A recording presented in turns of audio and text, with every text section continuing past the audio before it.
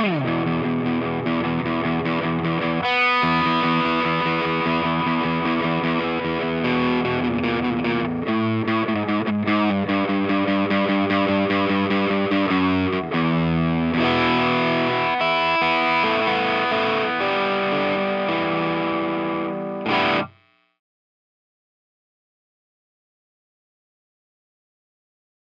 right, we're live.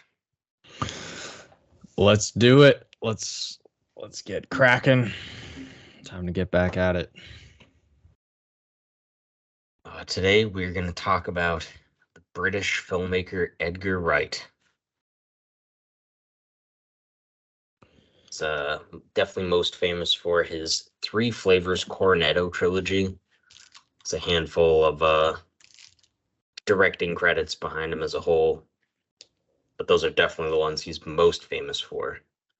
I don't think both of us have seen all of his work, but we've seen enough, I think, to cover him, and I certainly love those Cornetto movies enough to have a good conversation. I've seen all of those. I think I'm only missing, his TV show, which you were probably about to introduce. Yeah, so unfortunately, I'm not familiar with his TV work, which is how his career really started. He made a very low budget movie called A Fistful of Fingers, which you could guess what that's based off of. It came out like a couple weeks after I was born. 1995, to be clear. Yes, yeah, let's. I don't think that everyone knows that you were when you were born. They don't need to know either. Well, the cat's out of the bag. Yeah, it came out in November of 1995. I've never seen it. I don't even know how to find it because it's just like a no budget spoof of Fistful of Dollars and Good, the Bad, and the Ugly. But that got him just enough attention as a competent filmmaker that he started working in TV shows. So he wrote and directed a show called Asylum, and then he worked on a series of shows, none of which I'm familiar with, except for the last one he did, which was called Spaced.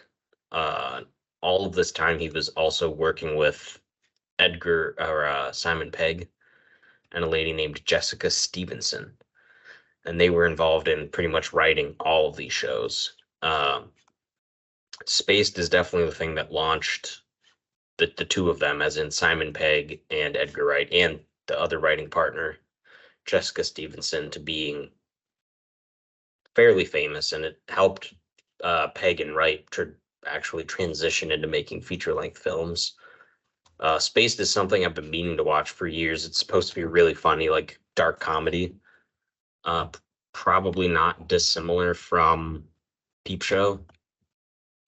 Yeah, that would be a very fun episode. Yeah, I think we'll get around to that. Nick Frost is also in Spaced. Who would go on to be one of the main characters in Shaun of the Dead. But I think that's really the only background I need to give on Edgar Wright. Before he started making movies, like he was just one of those guys who knew from being a little kid that he wanted to make films. So he was obsessed with, like, coming up. I think he grew up in the 80s. He was born in the 70s, so he was obsessed with like spaghetti westerns, a lot of American comedies. I know for a fact that An American Werewolf in London was a huge influence on him. He was that makes a lot of sense. Yeah, can definitely see that. Big fan of some of the Sam Raimi movies, specifically Evil Dead 2 and the Coen Brothers' Raising Arizona. And I mean, combining those three movies alone, just in terms of tone, not necessarily like craftsmanship, there's clear spots of those movies in everything he's made. But yeah, he transitioned pretty successfully into filmmaking with Shaun of the Dead, which was an immediate hit and is definitely a like cult classic now. Apparently, he did a superhero inspired movie called Carbolic Soap. and also a Dirty Harry tribute called Dead Right, which was an early short film of his. Mm. Yeah, I mean, you can definitely see Huh. Dirty Harry influence in Yeah. Hot Fuzz. So these Cornetto movies are like an amazing combination of spoof, satire, and homage that kind of just hits all the notes. Hmm. I would say in a manner artistically similar to Quentin Tarantino, but in terms of his voice as a filmmaker and as an artist is wildly different. They both do use a ton of dolly zooms and a lot of like whip pans and wipes, like editing wise. Oh yeah. And I that you can tell a lot of that just comes from the fact that both of them are enormous fans of Sergio Leone, especially for like a lot of those steady cam tracking shots that are all over the Cornetto trilogy. Hmm. Yeah. So I I did hear you say at least one of the movies that's in the trilogy. I don't know if you identified each of them. No, good point. It is Shaun of the Dead, Hot Fuzz, and The World's End. Uh, Yeah. so Shaun of the Dead is um, basically a British comedy version of Night of the Living Dead. Hot Fuzz is harder to pin down as being a remake of one movie, but I think we'll get to those two after Shaun of the Dead, because Shaun of the Dead is the most sort of straightforward of the three and is definitely the smallest budgeted of the three. It has more of a, I wouldn't say amateur feel to it because it is like an expertly crafted movie. Um, Hmm. but it has a much smaller feeling. Like there are far more scenes of the characters just sort of in a room, like, oh, it's them in an apartment, it's them in a house, it's them in a bar, which does repeat in the following two sort of installments in the trilogy, but I think it's more apparent in this one. But none of them feel out of place because the character work is there. So I guess before we dive into maybe what the movie does well or some of the themes of it, I'll just give a brief synopsis. Um, for those not familiar with Night of the Living Dead or any of the other like George Romero zombie movies, basically it's about a guy named Sean who is just a like late 20s-year-old electronics salesman who just lives sort of a boring life and lives with his slacker friend played by Nick Frost, and they just kind of hang out and watch TV and watch movies. They're not really going anywhere. There's clear discord in Sean's relationship with his girlfriend because she wants him to sort of go to the next level and move out and move in with her and leave his friend Ed behind, who's kind of holding him back and keeping him as a do nothing kind of man. But then a zombie apocalypse breaks out, and in the first scene of the sort of apocalypse happening, Sean isn't even aware. So he's just sort of wandering around London, and there's just zombies in the background, like eating people, and he has no idea. It takes a while before he and Ed figure it out because their roommate, who they both hated, is a zombie, and they end up killing him. Basically, they then go on a journey throughout their part of London, which I think is called, yeah, Crouch End. I'm not very familiar with the layout of London, but um, basically they go on an odyssey through this area of London and end up having to pick up like Sean's other friends, like his girlfriend, his girlfriend's friends, Sean's mother, uh, and eventually everyone holds up back at the bar that Sean and his friend Ed love going to, and basically everyone is consumed by the zombies except for Sean and his girlfriend. And then at the end, he keeps his friend Ed on a leash because he's still unable to let him go. Yeah. Uh, which is there's a lot of like this is a really really well written movie. It's very well directed as well. Like the pacing is excellent, shot choice, shot length. The writing and the directing just go hand in hand. And this is written by Edgar Wright and Simon Pegg, and you can tell that they were just on the same page for everything. So Peg's delivery as the actor, along with the chemistry between not only Peg and Frost, but Peg, Frost, and Wright together as a trio is just on full display in this one and in the next two films in the trilogy. Yeah, one of my favorite things about this movie is that it opens with like such a simple concept and you're like, "Oh, okay, like this is like pretty boring." Like whatever. Like very, very simple. Uh guy living with another guy, going nowhere, boring life, whatever. Um yeah, which is obviously like extremely boring, but then the other thing that's really fun about this movie is that it is an homage to zombie movies while also making fun of them in some ways. Like Mm-hmm. not it's not even like making fun of the movies themselves, but making fun of a lot of like horror tropes, and it brings you into it. Sorry, I don't want to like analyze it too much, just like more like what I enjoy about it. Um but yeah, like you're in there with him and experiencing it, and like you have fun of being like, dude, those are zombies. Like those people aren't just like crawling around for no reason and eating people. I don't even remember why they don't see the zombies initially, if they're like really stressed or they're just No, bumbling buffoons. that they're Okay. just so absorbed in the sort of mediocrity of their day-to-day existence that they don't notice them. Right. Which clearly there's some metaphors there going on.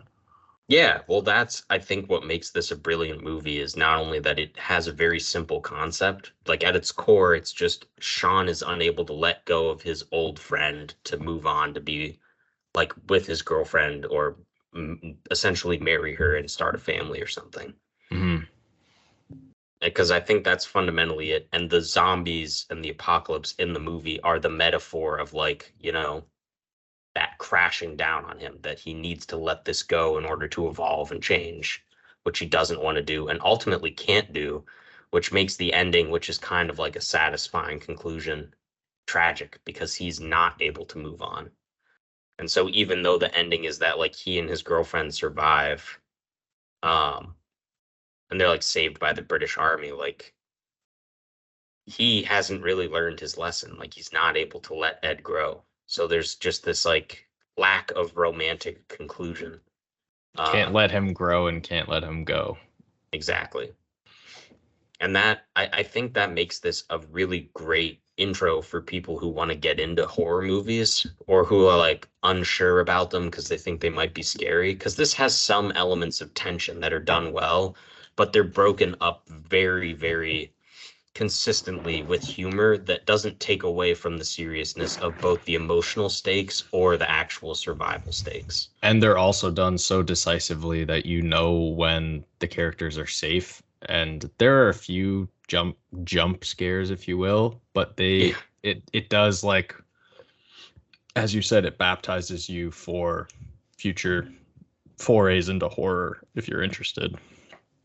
Yeah, well, not only because some horror movies are just there's a monster or a supernatural force or something scary that just exists because we wanted to make a scary movie. But this movie doesn't do that. This movie only uses the horror as like a vehicle to get the emotional stakes of Sean's life from point A to point B, which Yeah. is how is he able to grow or not grow? Yep. And Uh, I mean, there's tons of, go ahead.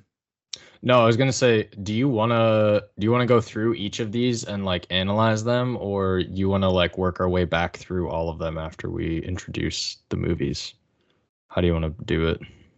Yeah, you're right. We can do a little of Hot Fuzz and then like summarize sort of Hot Fuzz and World's End and then kind of go through all three together because as a trilogy, they're obviously not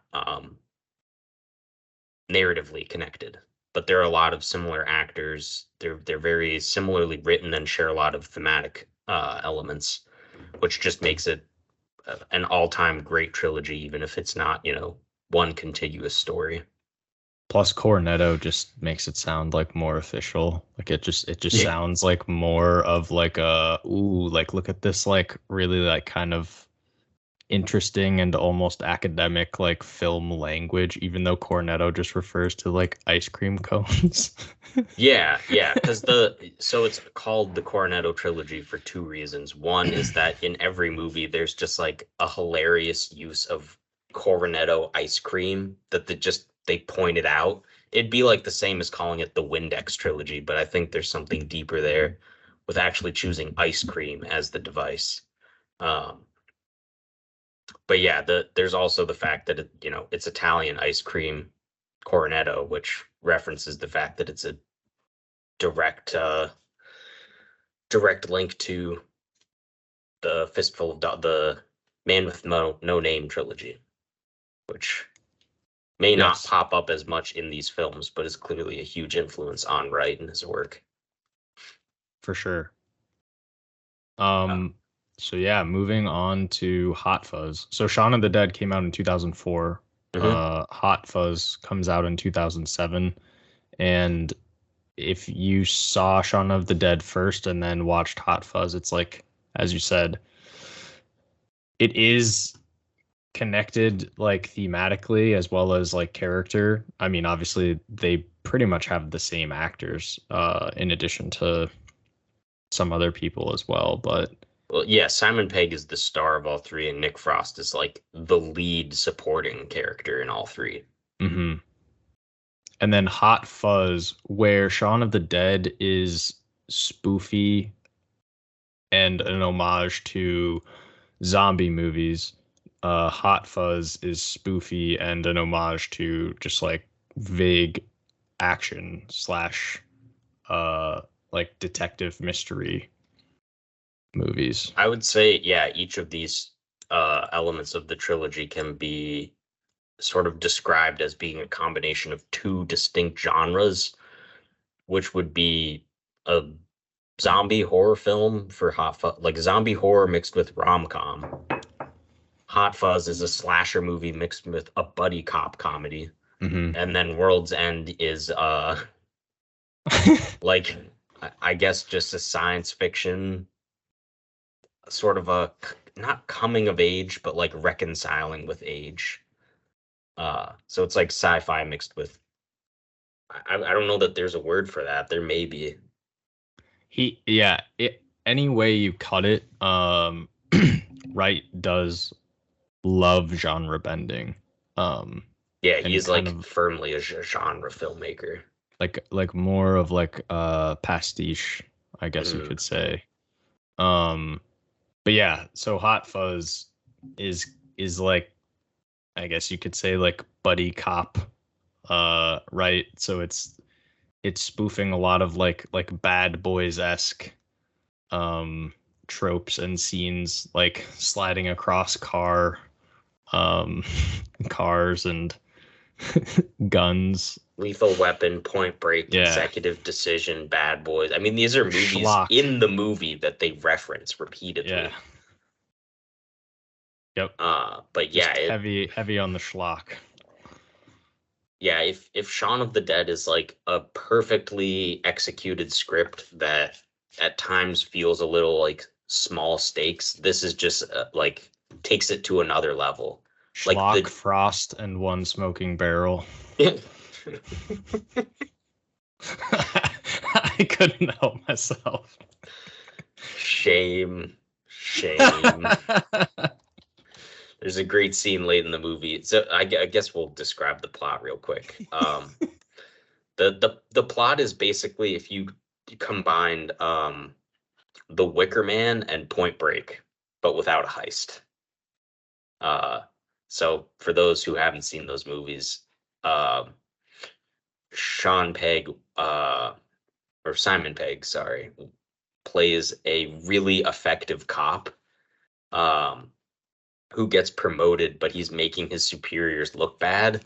And so instead of being like promoted higher up the like metropolitan police ladder, they reassign him to like a really, really quiet town out in the rural countryside of Gloucester. And Gloucester. Gloucester, which is notorious for like always winning like Village of the Year in England. And so basically it's assumed that he just will not be able to do anything there because there's never any crime. But his like first day there, he immediately just starts arresting people, like people who are loitering, kids who are drinking underage. He arrests Nick Frost for drunk driving, only to find out that Nick Frost is both a cop and the son of the like head of the police. Uh, That scene, that scene when they're interrogating like the underage kids in the bar. when's your birthday? February 1st. What year? Every year. Get out. Yeah, this is, I think, maybe my favorite comedy of all time. This movie is so funny. Like it is nonstop laughs. Like every single line is a joke, and the camera movement and all of the editing decisions are not only motivated by the plot and the emotional stakes, which we'll get to, but they're also motivated by the jokes and the humor. And so just both visually and writing wise, it's entirely made into a comedy. And also the editing is a distinct masterclass. Like Yeah. it just is a masterclass. Yeah, this was edited by a man named Chris Dickens, who has a very odd filmography behind him. Because he's not gone on to like edit any masterpieces, but somehow he did edit Slumdog Oh, I Millionaire, thought you were which I gonna guess say he was canceled or something. When you made that face, like, yeah, he has some odd predilections. no, not that I'm aware of. Um, All right, definitely my bad. Not trying no, to sully you're this good. man's You're name. good. So anyway, back on point, the movie ends up being about how so Simon Pegg's character's name is Nicholas Angel. so so Angel goes about trying to like solve the community's problems, of which there are very few, because there is a neighborhood watch, which is called the Neighborhood Watch Alliance, or the NWA, who ensures that there's no crime in the town. And he starts to notice like very weird things happening, and then suddenly there are a bunch of gruesome murders that happen consecutively, which is why I say this is like a slasher movie mixed with a buddy cop comedy. But it's all shot through the lens of something like The Wicker Man, where there's a conspiracy and you're not sure what it is.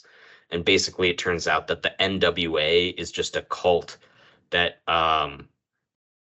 make sure that there's no crime or ruffians of any kind, and so they just murder anyone that makes their village not a model village, which is a a point of order that is pushed to the extreme whenever there's an actual, like, the movie crescendos with him fighting Timothy Dalton, the actor behind me here, in a model village of the town.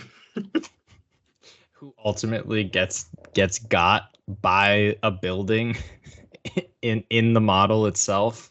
Doesn't it like Yeah, go like through his goes through. jaw? Yeah, Oh, yeah, it's really brutal. A church steeple, which ironically or coincidentally or brilliantly was used earlier in the movie to murder someone because they pushed like a piece of a church steeple off and it landed on a journalist.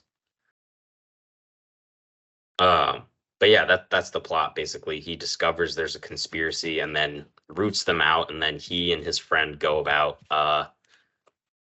arresting every single perpetrator of the conspiracy. So even though they like shoot them all and beat them up, somehow none of them die, and the movie ends with all of them going to jail in like a funny montage. yeah. It's a fun ending. It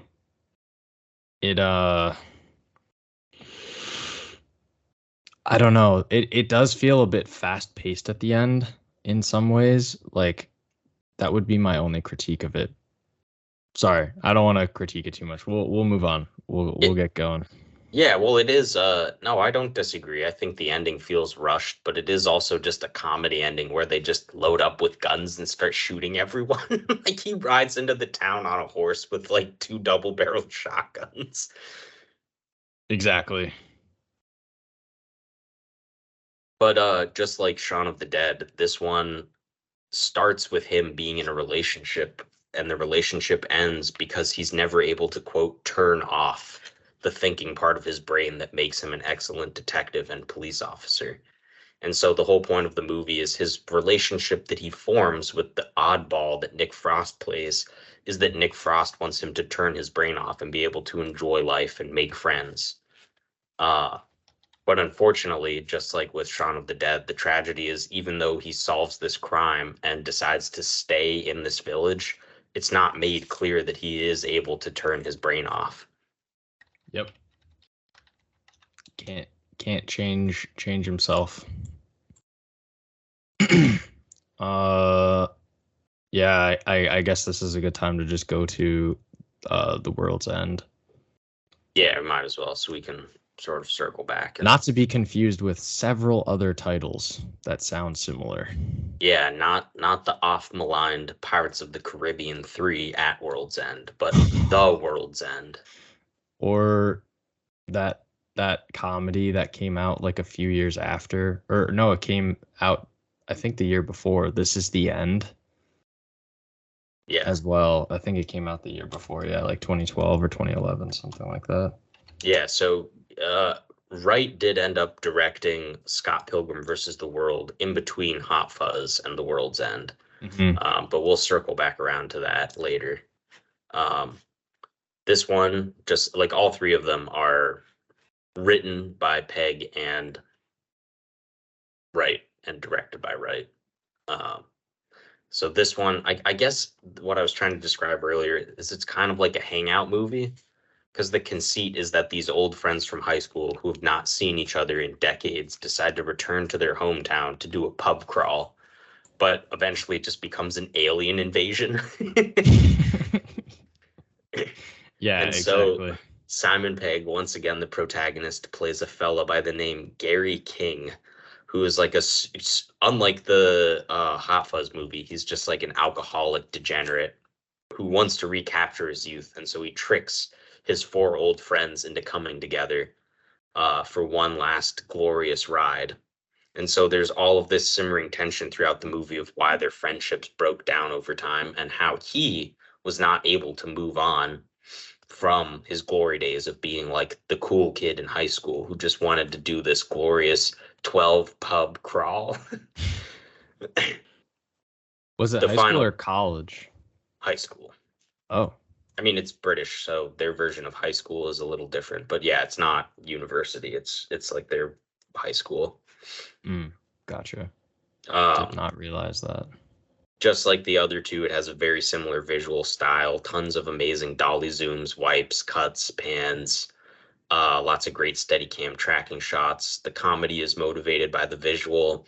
The writing is super quick, super sharp. This one, the action is even more extreme, which I think sort of takes away from it. But ultimately, they do the pub crawl, and about halfway through, they realize what's happening because they have a fight with a kid in a bathroom, and it turns out the kid is like some kind of alien. And they uncover a conspiracy where the town is basically all aliens, and they've just been replacing the people with weird blue paint-filled clones. And the goal is that the aliens just want to help the humans and don't think that they need the humans to be alive to do it. And so they like the humans that are replaced are still sort of human, but not really. They're mostly just fakes. And so at the end, only Nick Frost, Simon Pegg, and one of their other friends, Paddy Considine, who is a great actor. Oh my God, yeah. Who also is in Hot Fuzz. There's quite a few character actor overlaps, but yeah, I was looking at a chart that graphed out with check marks. Basically, like Martin Freeman, you have obviously Simon Pegg and Nick Frost, a few other guys, Bill Nighy as well. Yeah, Bill Nighy's in Shaun of the Dead and in this one. Eddie Marsan, I believe, is also in Hot Fuzz. There's probably a handful of others that are somewhere in at least two of the three movies. And just like how ex-James Bond Timothy Dalton is in Hot Fuzz, Pierce Brosnan plays a similar role in The World's End. Holy shit, I forgot about Timothy Dalton being Bond. That's definitely like a very critical piece that they play off of. Yeah. Just completely forgot about that. But yeah, they basically these three make it to the world's end, which turns out to be like on top of the aliens, like sort of home base. And so the three characters who are left, led by Gary King, tell the aliens off because basically they view personal freedom as being more important than the possibility of human perfection. And so the aliens just leave Earth. They're like, fine, because they just get berated. Like Gary King's like, fuck you, piss off, which I think is a great moment. They leave and it ends up like causing some gigantic explosion. They have to drive away. There's all this like stupid sci-fi gobbledygook. Uh, but then it ends with like the ending is kind of weird where it's like Nick Frost around a campfire with children telling how Gary King is out there somewhere like helping the clones that were left behind reintegrate into post Armageddon society. The ending is kind of this of the three movies, this one has the least tight uh narrative script, but I think the emotional core is still there because mainly the core of the movie is about Gary King's inability to move on because he was like a legendary party animal, but part of his party animal facade resulted in him faking an overdose on heroin and forcing his Nick Frost friend to drive drunk to the hospital, which resulted in Nick Frost crashing the car and being like severely injured. And after the crash, Peg, who wasn't overdosing, got up and left. And so that was part of the reason why their friendship ended and why Nick Frost's character hates him for most of the movie. Hmm. Um, but basically, just like the other movies, Gary King is not able to move on even by the end, even though the ending sort of implies that he's, now the king of these robot clone things to help reintegrate society. That this one thematically, I think, doesn't um, tie as neat a bow as the other two. For sure. Definitely, I would agree with that.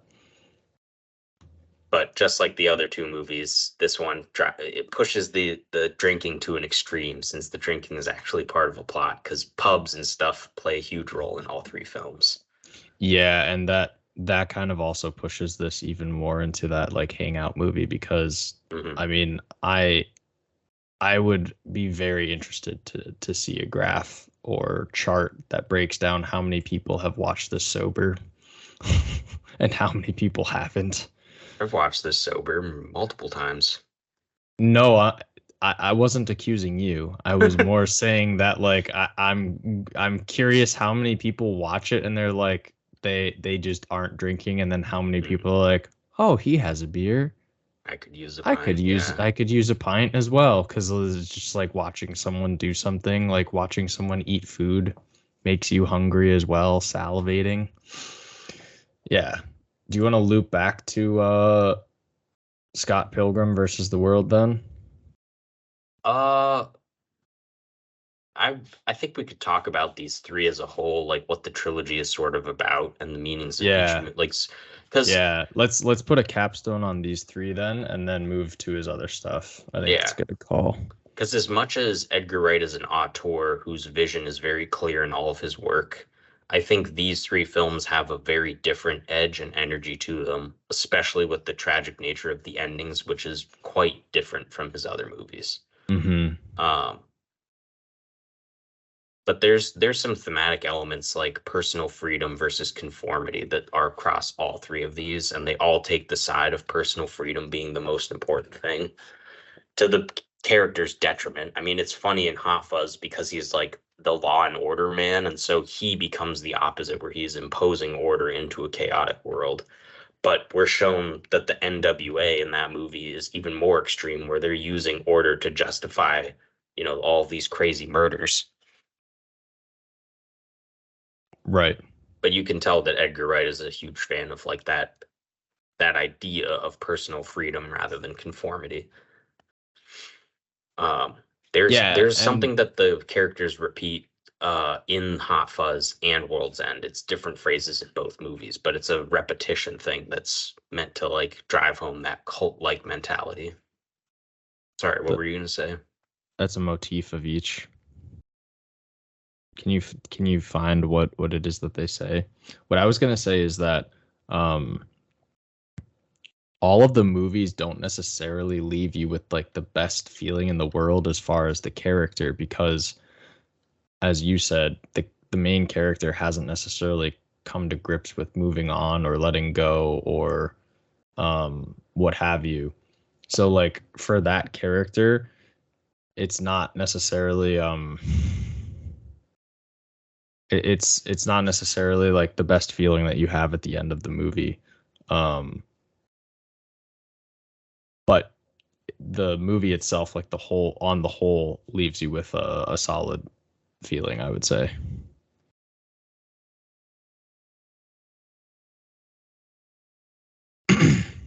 I can't find the quotes like immediately, so I'm not going to bother searching for them. It's all good.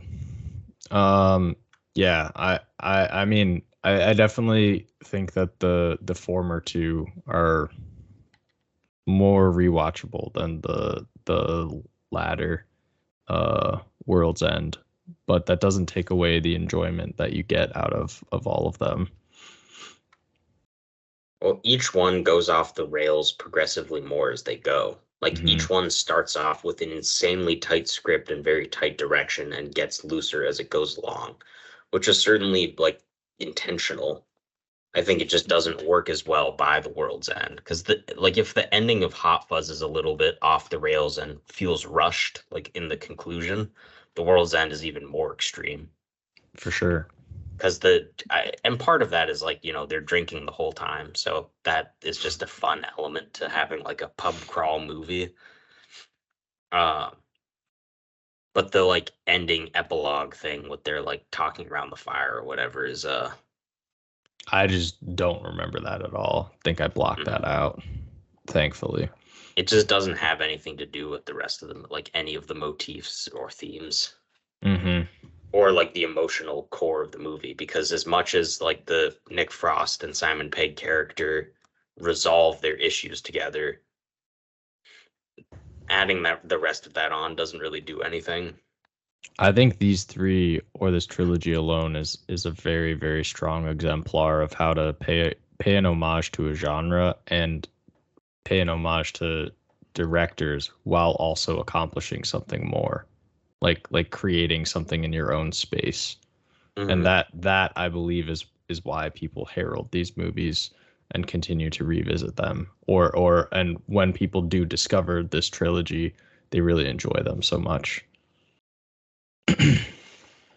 Yeah. I mean, there's clear like Hot Fuzz. We listed a ton of action movies. Shaun of the Dead, obviously. Romero's films had a huge influence. I can't think of any specific rom-coms that it would have been referencing, but a lot of those are so generic that it's not like there's any one in particular that exemplifies the um, It's just like, protagonist needs to move on from old friend to be with woman. yeah, it's just the tropes of like every rom-com that it uses and plays with. World's End is, I mean, we didn't really mention any movies. Invasion of the Body Snatchers is probably the most obvious one that comes to mind. Right, Um, vaguely like War of the Worlds or something along those lines, maybe. yeah, just yeah, like other exactly alien invasion movies. I mean, all the fight scenes are really funny. They're almost like Drunken Master or something. Yeah, I guess that's true. But this is less like they get drunk and use kung fu as it is just like drinking gives me courage, which is that thing the gif you had for a bit where Nick Frost just rips his shirt off is because there's a scene where Gary King orders shots and they're all like, we're not taking these. And finally, Nick Frost just gives up. He's like, there's no arguing with you. So he just takes 6 shots and then he's like, fuck it. Oh, oh. That's the bet. He hasn't had a drink in 23 years and just rips off all of them. Yeah, and anyone that knows anything about drinking, you don't just take 2 shots or you don't just take 3 shots and like have like your brain is working okay or your body suddenly becomes like more strong. 6 is like for most people like you're either going to the hospital or going to bed like soon soon after. Obviously it's a movie. But yeah. Would you mind if we take a break here? I got to go to the bathroom and then we can finish up the rest. Yeah, yeah, that's fine. All right, we'll be right back, everyone.